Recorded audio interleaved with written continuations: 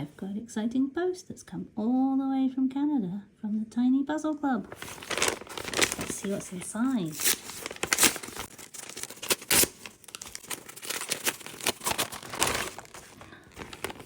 Ooh.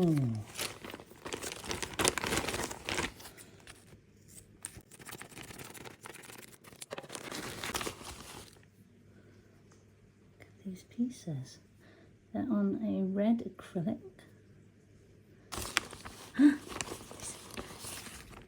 It's a little badge. And a rather lovely bag to keep it in.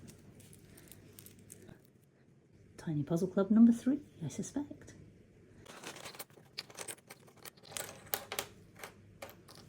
Time to start solving.